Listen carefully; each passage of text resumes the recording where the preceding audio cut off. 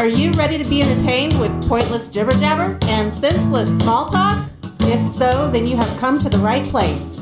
It's the Todd Cook Show, starring Todd Cook, and featuring music by local and national artists. Now, broadcasting from his garage, here is Todd Cook.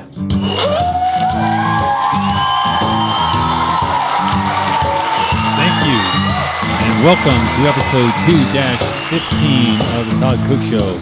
I am here, you are here, I am talking, you are listening. This is the Todd Cook Show. I am Todd Cook, and I've got a great show lined up for you.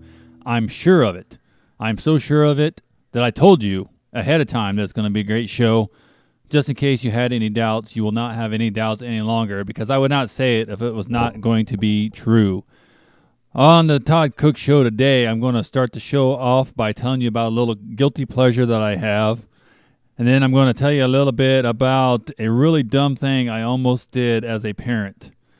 Anybody out there who's a parent, on occasion we do some dumb things, and I almost did a really dumb thing, but I stopped myself just in time. I'm going to tell you about that. I got music by Dale Thompson coming up after the second break, and I also want to tell you tell you the truth about bad customer service and why bad customer service happens. All that here on one episode of the Todd Cook Show, so stay tuned. You don't want to miss any of it. Not one moment, not 1 second, not 1 nanosecond. Don't miss anything, because it's all going to be great. Let's get it started. All right, my little guilty pleasure I have, this has to do with a particular TV show that's been on for years. I would guess at least 20 years, well over 20 years, maybe close to 30 years, to tell you the truth. Maybe even over 30 years, because I remember this TV show being on when I was a little kid, and it's still on at least as reruns now. There might actually be some new episodes out there, a different incarnation of it somewhere. I know there was multiple incarnations of this show, but it's really, although the host of the show and sometimes the format has changed a little bit, it's the exact same show, and it's been on, like I said, for probably 30 years or so. It was originally, I'll give you a little hint, it was originally hosted by a guy named Bob Saget. Now, Bob Saget was on a TV show called Full House. He played Danny Tanner on Full House. And if right now it's currently hosted by another guy named Tom Bergeron. Actually, I'm not even sure. It's just reruns now. But if you haven't guessed it by now, it's something called America's Funniest Home Videos. And like I said, I can remember watching this as a little child and laughing at it. And now here I am, 38 years old, and I'm laughing at some of those same episodes, by the way. Some of those same videos that I remember seeing as a child, they sometimes play again now, and I still laugh. And I feel really dumb when I do, but I still laugh about it because for whatever reason, that show makes me laugh. And I'm one of those guys, I don't like watching the same thing over and over. There's some people that will watch a movie or a particular episode of a TV show, and they'll watch reruns over and over, and they never get tired of it. I'm not one of those guys. You know, even my favorite movies of all time, I don't like watching them over and over and over again. You'll find there are very few movies that I know inside and out, and that is why. And I'm always surprised by other people, these movies that I remember seeing, maybe once or twice, but they all know it, inside and out, forwards and backwards, and that's because they watch these movies over and over. And I don't do that too often, but for some reason, America's Funniest Home Videos always makes me laugh. And it doesn't matter what the video is. And like I said, I feel really dumb admitting this. But as I'm flipping through the channels, I will, and far too often there's nothing else on to watch. So I'll leave it on America's Funniest Home Videos. It's something that's safe for the kids, and my wife even likes to watch it on occasion. So if I can't find anything else, it's always a good bet that there's somewhere on some channel there's an episode of America's Funniest Home Videos, and that's how bad it is. It's out there a lot. There's multiple channels that play that show, and at any given time during the day, if you flip through the channels, there's a good chance you'll find an episode of America's Funniest Home Videos. And some of the things that I've seen on there, I'm not real big on the pranks. At least not in real life. It's not the ones with I guess I should say I'm not real big on some pranks that you see on other TV shows where they draw it out for a long time. I remember there's a show called Punk'd, where they just did these horrible practical jokes on people that would just, last, for hours sometimes. I don't like that. I don't like torturing people. I think a good prank is over as quickly as it begins. And so, but one of the things I've seen on America's Funniest Home Videos multiple times that I don't like, I laugh at it, but I don't really like it, and that's when they give people these fake lottery tickets where, it's a lottery ticket and they scratch it off and they think that they won money, but then when they flip it over, it says, to collect your prize, you got to go see your mama or something, and then they realize it's a joke. And so this guy, they just had it on the day where the guy scratches off and he thinks he wins $10,000 and he's going crazy. And I've told my wife before, and I'm telling you all out there right now, don't ever give me one of those fake lottery tickets. If you do, you better make it for, where I win $50, where I think I win $50 or $100 or maybe even a couple hundred. You might get away with it. But if you give me a fake lottery ticket and it says that I win $10,000 and I think that I won $10,000 for, a 5-minute period or something, and then at some point you tell me I did not win that $10,000, I'm never going to speak to you again. Okay? That to me is not funny. That agony of realizing, thinking I won $10,000 and then suddenly finding out I didn't, that's not funny. I don't think I'd be able to find a way to laugh about that. I've got a good sense of humor, and I'll laugh about a lot of things, but I would not laugh if somebody gave me a fake lottery ticket. So don't do it. I'm warning you. Anybody out there for my birthday or whatever it might be, don't give me a fake lottery ticket, because there's a good chance I'll get mad enough and I'll never want to speak to you again. That stuff does not make me laugh, but for some stupid reason, the ones that still make me laugh on occasion, and they have at least one of these just about every episode, and that's the guy getting hit in the groin. And I don't care if it's a little kid hitting his wiffle ball and hitting his daddy, or if it's two adults, boxing and one gets hit down there. For some reason, not all the time, but most of the time, I'll still at least giggle about it. I might not laugh out loud, but I'll still giggle. And it's ridiculous because you see it coming a mile away. Anytime you see a kid with a bat and there's a man anywhere on the screen, you know that bat's going to hit that guy in the groin. You know that. If there's a kid that has a ball and he's about to kick it, all you got to do is look. If there's a man anywhere nearby, you know what's going to happen. Now, if it's a lady standing there, the lady's still going to hit, but it's never in her groin. It's always in her head or her leg or something. But anytime there's a man on the screen and there's a bat or a ball somewhere else on the screen, you know that's what's going to happen. And for whatever reason, even though I know it's going to happen, it still will make me laugh on occasion. And I feel ridiculous. I feel like a little kid. I'm like, only little kids laugh at that. Passing gas and getting hit in the groin. You want to get a little kid to laugh? you fart or you hit somebody in the groin, and that kid will laugh. Okay, like a middle school age kid especially. And so I feel really dumb when I laugh at those things, but I do on occasion. And I just wonder, what in the heck is wrong with me?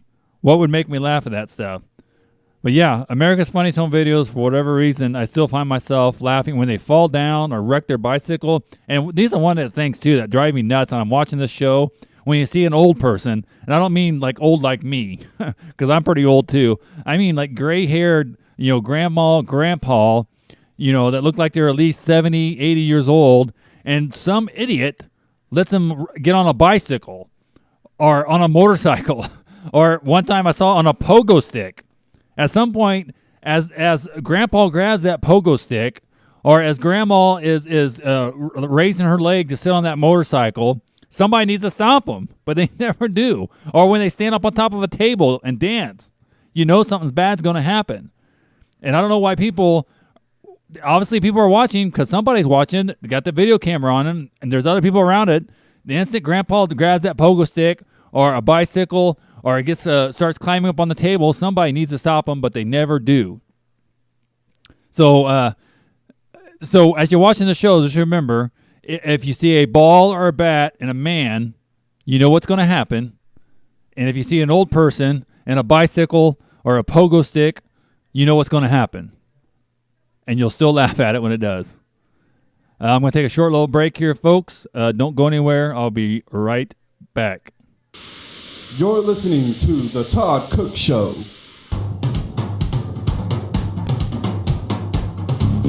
Hi, Todd Cook here. Do you like going out on Friday or Saturday nights for some supper and live music, but you're not into the bar scene? Because let's face it, when the alcohol starts to flow, those places can get a little loud and a bit rowdy.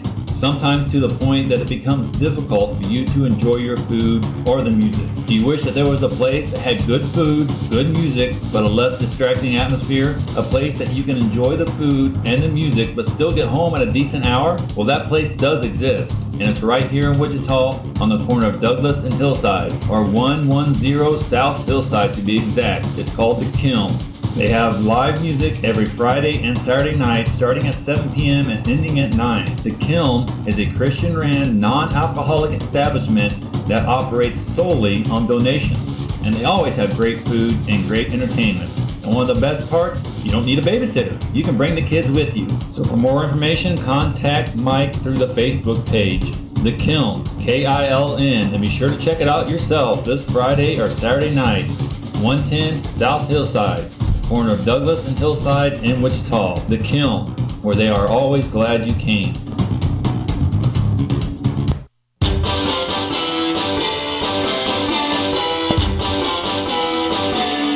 His lips are moving, but he ain't saying anything. Todd Cook. All right, I am back. The Todd Cook Show at gmail.com is my email address, the Todd Cook Show at gmail.com. All right, on the second segment, I'm going to tell you about this little blunder I almost made, and I want to stress almost because I did not. The other night, this has to do with punishments, for my kids. I got a 6-year-old and a 2-year-old, and this has to do with the 6-year-old who was upstairs doing his homework one night. And this is one of those punishments, where we've all done it, where we say, you're going to go to bed without something. You're going to go to bed without playing this video game. You're going to go to bed without watching this TV show. Or back in the old days, you're going to go to bed without what? Eating supper. Okay, well, number one, if you're going to do that, that's a fine punishment to say that they're going to go to bed without doing something they want to do.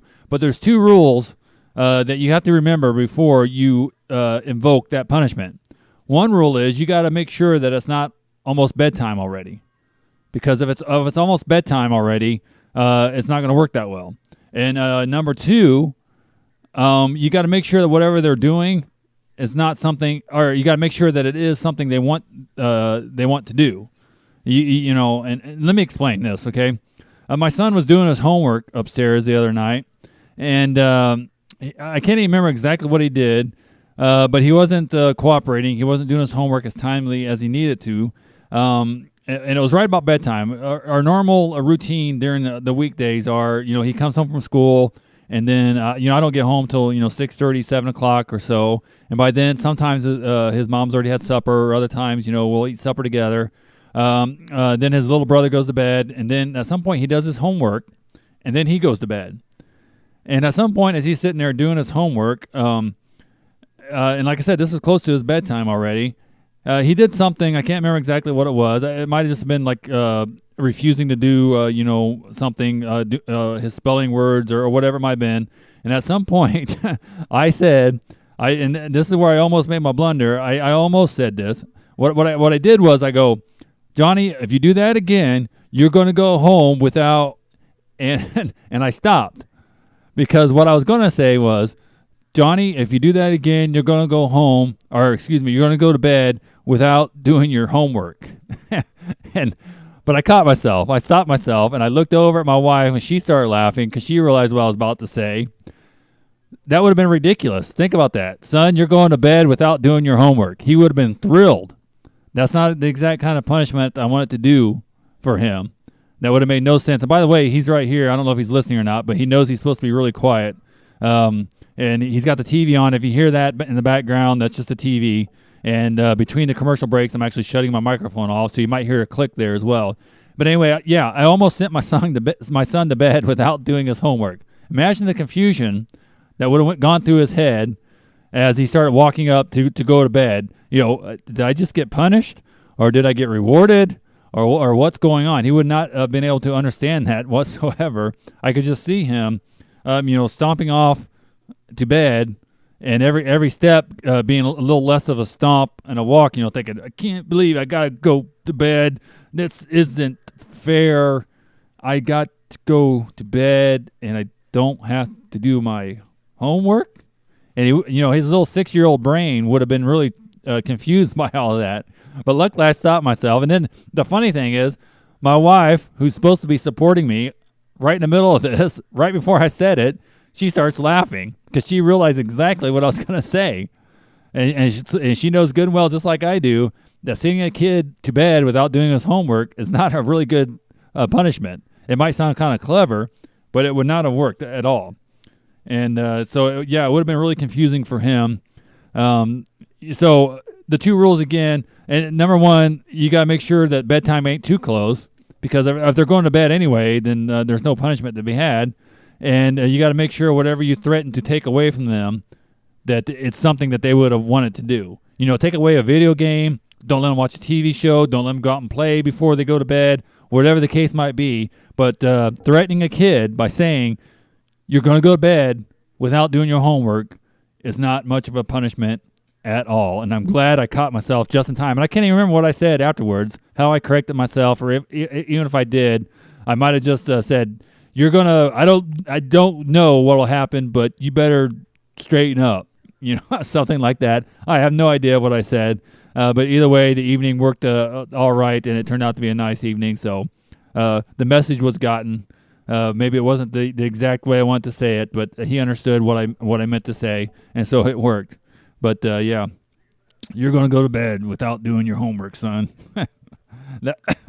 Excuse me, that would have been great. All right, I got to play a song for you now, folks. I'm going to play a song by Dale Thompson, and it's called "If God Is Dead" on the Todd Cook Show.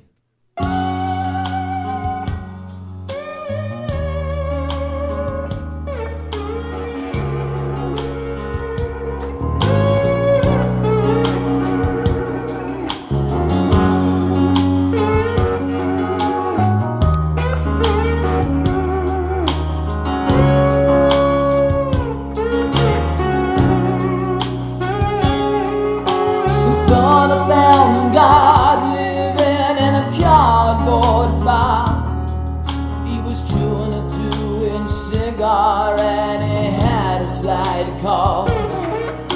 His hair was dull and white, had a road map for a face.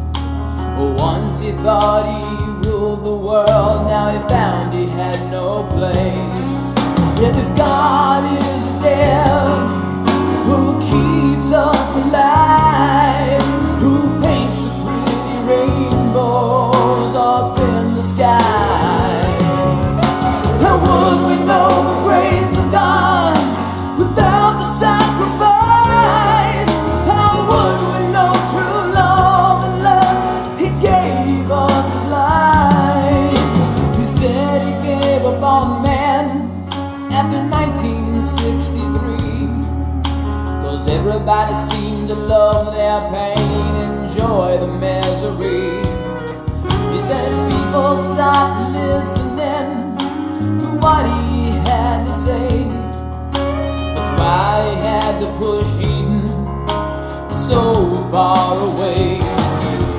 If God is dead, who keeps us alive?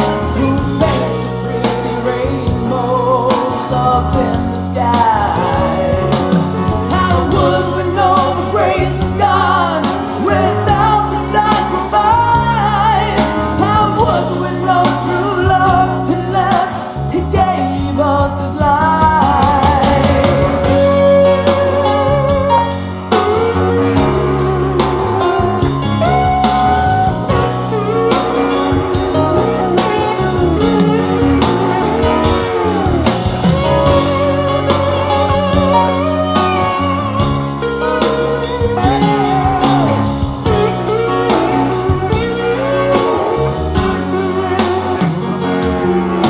Spitting red men between the pigeons and the cracks, leading karaoke on the subway tracks. Never talked about dying or raising from the dead. angel's voice is ringing in his head. If God is a dead, who keeps us alive, who paints the pretty rainbows up in the sky. How would we know the grace of God without the sacrifice? How would we know true love unless He gave us life?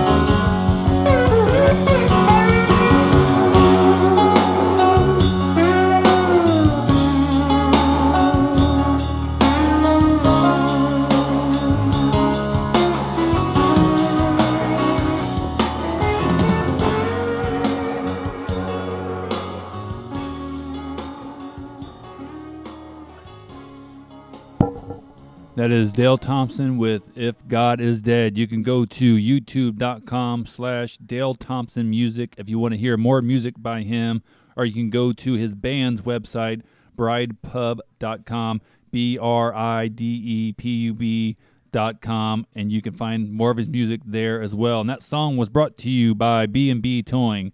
B&B Towing is the absolute best towing company in all of Kansas. Maybe all the world, but since he is operating here out of Mulvane, Kansas, I think you better, I think I'll just say the best in Kansas, because if you live in other parts of the world, especially like Hawaii or Alaska or Jamaica or Japan, those places, he's not going to come and tow your car. But if you live anywhere in the Wichita, Mulvane, Kansas area, he will. His phone number is 316-214-4021. His name is Cheyenne Brown. If you need a tow, you need a jump start, a winch out, if you've been locked out of your vehicle and you need somebody to help you get in, if you ran out of gas and you need somebody to deliver some fuel to you, if you have an old clunker somewhere on your property that you want to get rid of, call Cheyenne Brown, a 20-year veteran of the United States Air Force, at 316-214-4021. That's B&B Towing.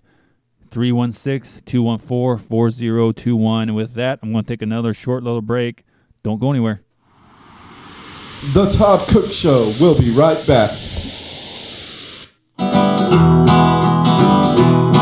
Hi, everybody. Do you live in the Wichita area? Are you looking for a great place for lunch or dinner? Do you love live acoustic music but don't know where to go? Try the Artichoke Sandwich Bar.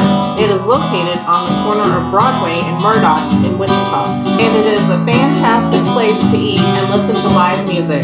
It is located on the corner of Broadway and Murdoch in Wichita, and what goes better with a sandwich than a cold beer?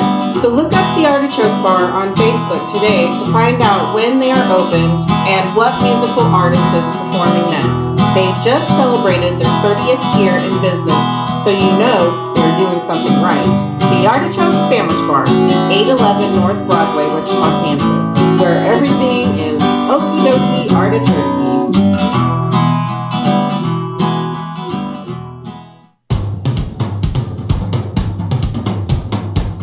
Charlie Brown's teacher is easier to understand than he is. Todd. All right, I am back. Welcome to the third and final segment of this episode of the Todd Cook Show. I'm going to explain once again, if you hear that clicking noise, that's just me turning on and off the microphone. With the technology I have, during the commercial breaks there, or while I'm playing the song, I got three options. One is to turn the volume down on my mixing board. Two is to just sit away from the microphone and don't say anything and try to be as quiet as possible. And three is to shut off the microphone. Now, the problem with the first choice is that my mixing board is a really small little mixing board, and it's very touchy. If I turn it down just a little too far, the microphone will be way too quiet. And if I turn it up just a little too much, it'll be way too loud. And so if I turn it down during a commercial break and try to get it back to the exact spot that it was before the commercial break, it'd be very, very difficult for me to do that. So I don't do that often. And then the third one that I mentioned was shut the microphone off, which is what I've been doing today, at least a couple times I have. The problem with that is you can hear a very audible clicking noise. And so I don't like doing that either. So normally I just step away from the microphone and just try to be quiet during the microphone or during the commercial breaks and stuff. But today I got my son down here with me. He wanted to stay down here in the studio, and I said that was okay as long as he's been quiet. And so far he's been quite quiet, so I'm glad about that. But he's back here punching a punching bag, and I need him to try not to be so loud there. They can probably hear you punching that, so hold off for another few moments. You only got 4 minutes left here, son. I bought him a punching bag. Yesterday was his birthday, so happy birthday to him. He's 7 years old now. He had a punching bag that I got him a long time ago, but it was not really a real punching bag, and he punched the stuffings out of that, and I mean literally. The stuffings ended up all over the floor, and it just made a big mess. So I got him this punching bag, and this is a real punching bag. This is a 25-pounder, and if he punches the stuffings out of this one, then I know I got myself a boxer coming up. He's going to be the next great heavyweight champion of the world. But I'm pretty sure he can't bust this one up unless he gets like a baseball bat or something. And if he does that, he's going to be in big trouble. All right, on this final segment here, well, I'm going to talk about customer service. I was at a store. I'm not going to name what the store was here because it doesn't really matter. Just the other day, and I went to get something, to pick something up, and had to wait forever. And, of course, when you're waiting in line, it always seems like you're there a lot longer than you actually are. And it wasn't really that long. I watched the clock. It was actually only about 10 minutes. But like I said, 10 minutes seems like forever when you're in a hurry and your wife and your kids are on the other part of the store waiting for you. And what makes it worse is when at first it wasn't even bad customer service.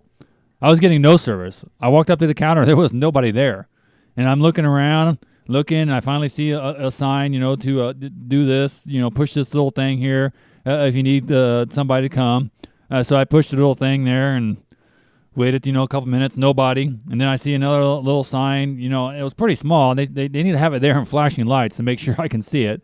That said, you need to go to another department. If you need service in this department, go to another department to try to get somebody to help you, which to me seems unreasonable just with that.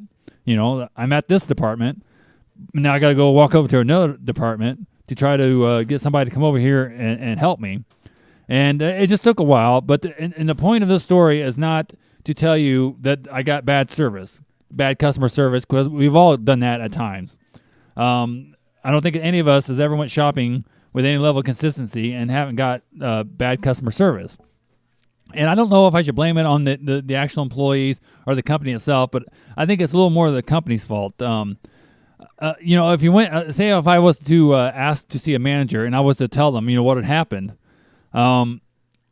they'd say the same thing. They'd say, well, as a company, we really strive to try to provide customer service. That'd be how. That's what they would say to try to smooth things over. But listen to that. If you get bad customer service, really bad customer service, and you have a manager come over and they say, "I'm sorry, here at this company, we really strive to provide really good customer service." How does that make it better? That doesn't make it better.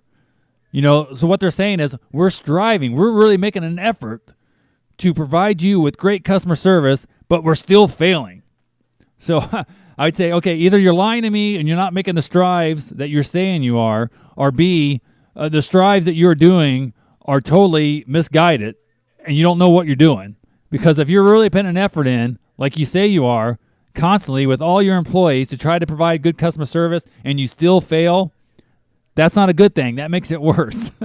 And I've always wondered that whenever I've got that little speech, and I've worked at stores where I was the employee who was trying to provide customer service, and I actually did at least have a sense of urgency when I knew sometimes I'd be helping more than one customer at the same time, sometimes 2 or 3 customers at the same time, even 4 at the same time. But in the back of my head, there was always this like ticking time bomb where I knew this first customer is still waiting for me. This other customer is waiting for me. And this happened multiple times where I'd be helping a third customer, and at some point I just politely say, "Can you hold on one moment?" So I could run back and help the first customer, and I would literally jog back to try to help them. But some people don't have that little ticking time bomb in their head, apparently. They know there's other customers waiting, and it just doesn't click. But like I said, I think I blame it more on the employer than the employee. When you're getting paid minimum wage, you're just not going to be that motivated. If you lose this job, if you get fired for not providing good customer service, there's a dozen other stores in town that will happily pay you minimum wage as well. So, if you get fired at one store, you just go to the next. So to me, it's a little more of the employer than it is the employee.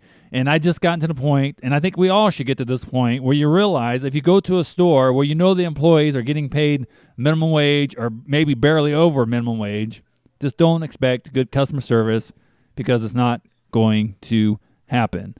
All right, that is the end of this episode of the Todd Cook Show. Let me start the music there.